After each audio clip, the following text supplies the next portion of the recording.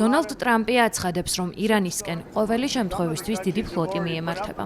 ვნახოთ, შესაძლოა გამოყენება არც დაგჭირდეს, განაცხადა ამერიკის შეერთებული შტატების პრეზიდენტმა ჟურნალისტებთან საუბრისას. მანვე თქვა, რომ იმ შემთხვევაში, თუ კი დემონსტრაციებისას დაკავებულების დახვრეტის გეგმას რეჟიმი სისრულეში მოიყვანდა, ირანს ისეთი სამხედრო მოქმედებებით დაემუქრა, რომელიც ქვეყნის ბირთვულ ობიექტებზე ამერიკის შეერთებული შტატების დარტყმებს უმნიშვნელოდ წარმოაჩენდა. ტრამპმა კიდევ ერთხელ გაიმეორა, რომ პირადად შეაჩერა ირანში 837 დაკავებულის, უმეტესად ახალგაზრდა მამაკაცების სიკვდილით დასჯა.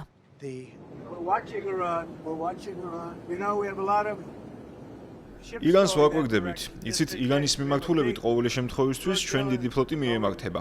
ვნახავთ რა მოხდება. ეს დიდი ძალაა. ძალიან დიდი ძალა მიემართება ირანისკენ. მე მირჩევნია არაფერი მოხდეს, მაგრამ მათ ძალიან ყურადღებით ვაკვირდებით. ხუთშაბათს მე 837 ადამიანის ჩამოხშობა შევაჩერე. ისინი დაიღუპებოდნენ, ყველას ჩამოახშობდნენ. ეს თითქოს 1000 წლის წინანდელი ამბავია. ეს უძველესი კულტურაა. შოთაშორის ძალიან ჭკვიანი ხალხია, მაგრამ კულტურა უძველესია. 837 ადამიანი ძირითადად ახალგაზრდა კაცები, ხუთშაბათს უნდა ჩამოეხშოთ. მე ვუთხარი, თუ ამ ხალხს ჩამოახშობთ, ისეთ დარტყმას მიიღებთ, როგორც აქამდე არასდროს გინახავთ. ამასთან შედარებით, ჩვენს მიერ ირანის ბირთვულ ობიექტებზე განხორციელებული დარტყმები უმნიშვნელოდ გამოჩნდება. დაგეგმილ საშინელებამდე 1 საათით ადრე მათ იგი გააუქმეს. პირდაპირ თქვეს, რომ არათუ გადადეს, არამედ გააუქმეს. ეს კარგი ნიშანი იყო. მაგრამ ჩვენი უზარმაზარი ფლოტი მათი მიმართულებით მიემართება. შესაძლოა მისი გამოყენება არც დაგჭირდეს. ვნახოთ.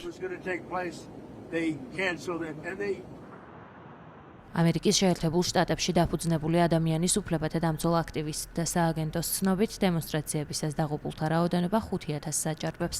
ამავე ორგანიზაციის თანახმად, დაკავებულთა რაოდენობა თითქმის 27000-ია.